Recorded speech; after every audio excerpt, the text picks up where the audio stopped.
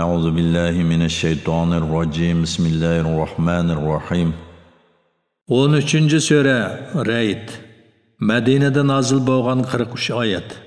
Nayt şefqatlik, mehribon Allohning ismi bilan boshlayman. Alif Lam Mim Ra. Bu kitap yani Qur'onning oyatlaridir. Qur'onda sana Parvardigoring tarafidan nazil qilingan narsalar haqdir. Lekin insonlarning to'lisi uningga yani Qur'onning Alloh tarafidan nazil bo'lganligiga ishonmaydi. Allah osmonlarni to'riksiz barpo qildi. Sizlar uni ko'rib turibsizlar. Ondan u arish ustida o'ziga loyiq ravishda qaror oldi. Kun bilan oyni bandalarning manfaati uchun bo'ysundirdi. Ularning har biri muayyan muddatgacha, ya'ni fani dunyoning tugaydigan vaqtigacha sayr qiladi. Allah o'z hikmati va qudrati bilan maxluqotning ishlarini boshqarib turadi. Sizlarni Parvardigoringlarga muloqot bo'lishga ishonsin deb qudratining dalillarini tafsili bayon qiladi. Allah yer yuzini uzunsiga va to'g'risiga so'zib keng yaratdi. Yer yuzida tog'larni va daryolarni yaratdi.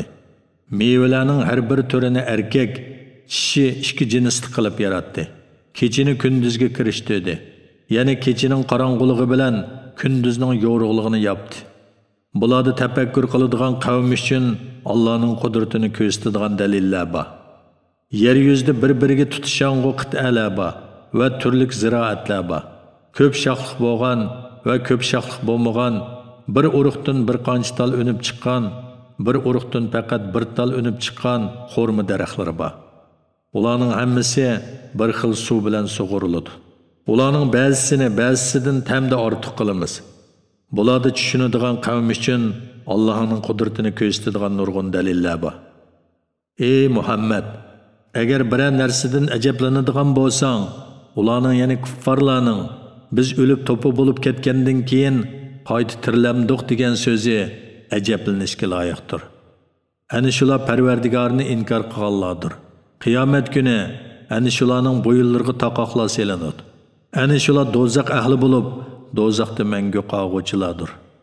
Ular sendan Allohning ihsonidan ilgari azobining chapsonroq tushishini talab qiladi.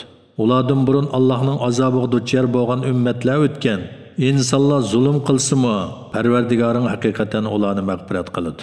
Parvardigoring gunohlarga cho'mib tavba qilmaganlarni shak shubhasiz qattiq jazolaydi. Kuffarlar nimishqa uningga Parvardigori tarafidan bir mo'jiz nozil bo'lmadi deyishdi. Sen faqat bir ogohlantiruvchi, har qavmning bir hidoyat qilguvchisi bo'ladi. Mo'jizlarga kelsak, u Allohning ilkidagi ish. Her bir hamildar ayolning qursig'idikini Allah biladi.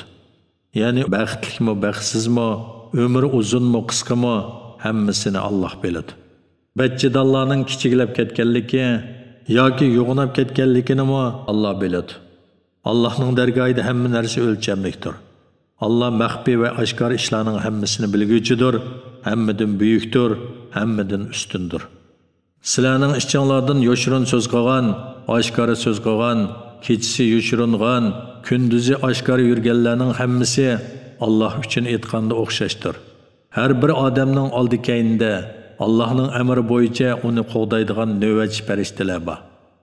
Har qanday bir qavm o'zining ahvolini o'zgartmagicha, ya'ni Allohning bergan ne'matlarga tuzkorlik qilib, gunohlarga cho'mmagicha Alloh ularning ahvolini o'zgartmaydi. Yani Allah ularga bergan ne'mat, xotirjamlik va izzat hurmatni elib tashlamaydi. Allah bir qavmni halok qilmoqchi yoki azoblamoqchi bo'lsa, uningga qarshi turg'ilmaydi. Ularga azobni dabi qiladigan Allohdan boshqa egimi bo'lmaydi. Allah chaqmoqdan qo'rqitish, yomg'irga umid tug'dirish uchun sizlarga chaqmoqni ko'rsatdi. Qudrati bilan quyuq bulutlarni paydo qiladi. Guldirmama Allohni madiylash bilan tasbih aytadi. Farishtalarmi Allohdan qo'rqib tasbih aytadi. Allah chaqmoq tushirib, uning bilan o'zi xohlagan odamni halok qiladi. Ular Alloh to'g'risida datalash qilishadi. Allohning tadbiri kuchlidir. Haqiqiy qilingan duo Allohga qartiladi. Ya'ni ixlos bilan qilingan duoni Allah ijobat qiladi.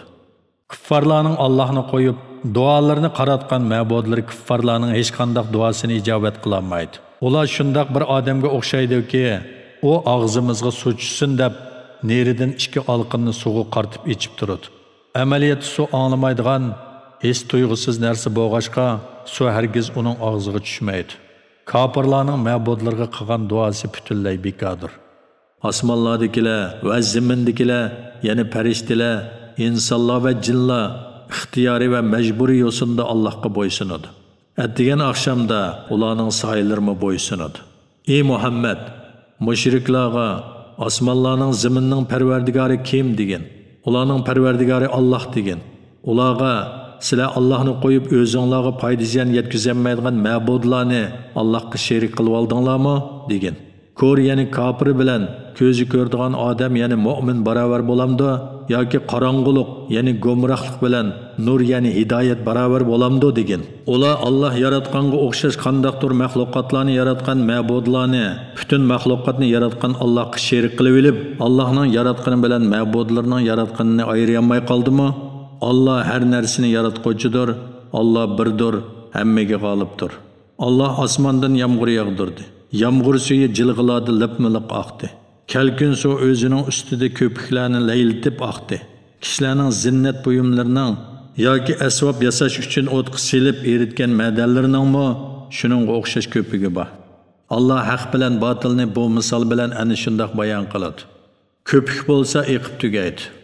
İnsanlarga foydali narsa zaminda qolib qoladi. Allah misollarni ana shundoq bayon qiladi. Allohning iymoniga qilgan da'vatini qabul qilganlarga eng obdan mukofot beriladi. Qabul qilmaganlarning idorchiligida zamindagi butun mol-mulk, yana shuningdek bir has keladigan mol-mulk bo'lgan taqdirdimi, ular oxiratda Allohning azobidan qutulish uchun albatta uni fido qilgan bo'ladi. Ulardan qattiq hisob elinadi. Ularning boradigan joyi do'zax bo'ladi. Do'zax nima degan yomon joy? Ey Muhammad, Parvardigoring tarafidan sana nozil qilingan narsaning haq ekanligini biladigan odam, haqni ko'rmaydigan dili ko'r odam bilan o'xshash bo'lamdi. Allohning oyatlaridan faqat aql egalarilar panda nasihat oladi. Ular Allohning ahdiga, ya'ni Alloh topshirgan ishlarga vafo qiladi. Bergan va'dasini buzmaydi. Ular Allohning xish aqrbolarga sil rahim qilishdan iborat amrini bajo keltiradi. Allah'tan qo'rqudi, qattiq hisob elinishdan qo'rqudi. Parvardigoringning roziligini ko'zlab, yetgan kulfatlarga sabr qilganlar, farz namozni ado qilganlar, biz rizq qilib bergan mol-mulkdan Alloh yo'lida yo'shirun va oshkor yo'sinda sarf qilganlar va yaxshiligi orqali yomonlikni dafi qilganlar, ya'ni yomon ish qilib qolsa, orqadan yaxshi ish qildiganlar, yomonlik qiluvchilarga kang qo'saq bo'lib, yaxshi munosabatda bo'ladiganlar, ana shularning oxiratligi yaxshi bo'ladi. Ular mangu turadigan jannatga kiradi. Ularning otilari, xotinlari va avlodining ichidagi yaxshilarmi jannatga kiradi. Farishtalar ularni muboraklash uchun jannatning har bir darvozasidan kiradi. Farishtalar u dunyoda sabrni do'st tutganliginglar uchun sizlarga omonlik bo'lsin. Oxiratlikning yaxshi bo'lishi nima degan obdan deydi.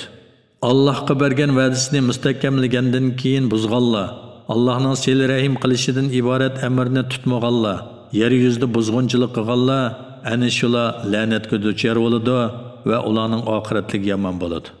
Allah o'zining hikmatiga asosan xohlagan odamning rizqini keng qiladi va xohlagan odamning rizqini tor qiladi.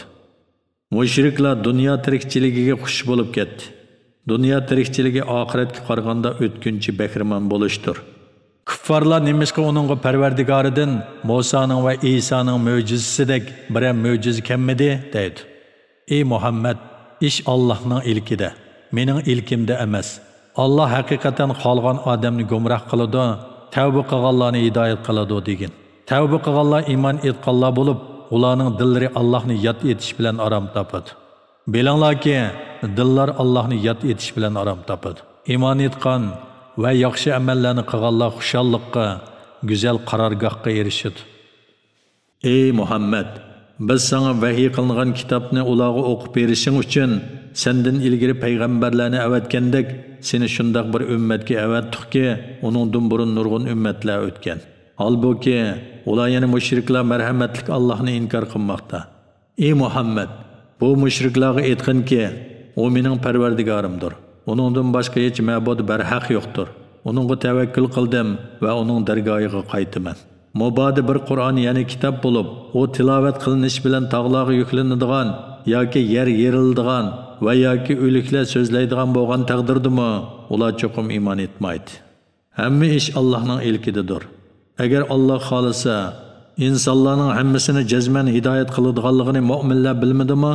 İslam dinining g'alaba qilishidan iborat. Allohning va'dasi amalga oshganga qadar kofirlar o'z qilmishlari tufaylidan hamon turli balolarga duchor bo'ladi. Yoki balo ularning yurtiga yaqin bir joyga tushadi. Alloh va'dasiga albatta xiloflik qilmaydi. Sendan ilgari o'tgan nurg'un payg'ambarlar haqiqatan masxir qilindi. Kofirlarga berilgan azobni bir muddat kechiktirdim. Ondan ularni jazoladim. Ularga bergan jazoim qanday ekan? Her bir kişinin qilgan amalini ko'zitib turg'uvchi Allah butlarga o'xshamdi. Ular butlarni Allohga sherik qildi. Ularga butlarning nomlarini atab beqinglar. Yer yuzida Allah bilmaydigan narsalar bordek, sizlar ularni Allohga aytib beralamsizlar yoki quruq gumon bilan ularni Allohning sheriklari da'vatamsizlar degan. Balki kofirlarga ularning kufri chiroyli ko'rsatildi. Ular to'g'ri yo'ldan ma'ni qilindi. Allah gumroh qilgan odamga hech qanday hidoyat qiluvchi bo'lmaydi. Ular bu dunyoda azobga duchor bo'ladi. Oxiratning azobi texmi qattiq bo'ladi. Ularni Allohning azobidan saqlag'uvchi bo'lmaydi. Taqvodorlar va'da qilingan jannatning sifati shuki, uning ostidan o'stanglar eqib turadi. Uning mevalari tugamaydi. Hamisha soy tushib turadi. Ana shu taqvodorlarning oqibat boradigan joyidir. Kofirlarning oqibat boradigan joyi do'zaxdir. Ey Muhammad, biz kitob ya'ni Tavrat va Injil nozil qilganlar sana nozil qilingan Qur'ondan shatlanadi. Sana qarshi ittifoq tuzganlarning orasida haqligini bilib turib gadankashligidan Qur'onning ba'zi joylarini inkor qiladiganlarmi bor. Ey Muhammad, men faqat yolg'iz Allohga ibodat qilishga, Allohga hech narsani sherik keltirmaslikka buyurildim. İnsanlarni Allohga ibodat qilishga da'vat qilaman, Allohning dargohiga qaytaman degan. Shuningdek, ya'ni o'tgangi payg'ambarlarga o'z tilida kitob nozil qilganimizdek, Qur'onni arab tilida kishilarning orasida chiqarishga hukm qilib nozil qildik. Sen ilmga ega bo'lib turib, ularning ya'ni ahli kitobning nafs xohishlariga ergishib ketadigan bo'lsang, sana hech qanday yordam berguvchi va seni Allohning azobidan saqlag'uvchi bo'lmaydi. Biz sendan ilgari haqiqatan nurg'un payg'ambarlarni avatdik. Ularga xotullar va bolalar berdik. Her qanday payg'ambar Allohning iznisiz mo'jiz keltirolmaydi. Har bir vaqtning o'ziga munosib hukmi bo'ladi. Alloh ahkomlardan xolig'ini bekor qiladi, xolig'ini o'z joyida qoldiradi. Lavhul Mahfuz Allohning dargohidadir. Ularga biz va'da qilgan azobning ba'zisini sana ko'rsatsakmi, ya'ni sening hayot vaqtingda nozil qilsakmi, yoki seni mushriklarga azob kelishdan burun qabzruh qilsakmi, sening mas'uliyating faqat tabliq qilishdir. Bizning mas'uliyatimiz hisob elishdir. Ularning yerini cho'risidan taraytib berayotganligimiz, ya'ni kuffarlarning zaminini qadam-qadam fath qilib, islom yurtiga qo'shayotganligimizni ular ya'ni mushriklar ko'rmayotgandi. Alloh xohlagancha hukm qiladi. Allohning hukmiga hech kishi qarshi turolmaydi. Alloh tez hisob olg'uchidir. Ular ya'ni Quraysh kofirlardan ilgari o'tganlarmi payg'ambarlarga hiyla-mikr ishlatgan edi. Ularning hiyla-mikrni barpot qiladigan yo'shirin tadbirlarning hammasi Allohning ilkididir. Allah her bir kishining qilayotgan yaxshi-yomon amallarini bilib turadi. Kofirlar azobni ko'rganda kimning oxiratligining yaxshi bo'ladiganligini biladi. Ey Muhammad, Makka kuffarlari, sen payg'ambar emassan deydi. Aytqinki, rostligimga sizlar bilan mening o'ttiramda Allohning guvohligi va Allohning kitobini biladiganlar, ya'ni ahli kitob o'limalaridan iymon etganlarning guvohligi yetarlikdir.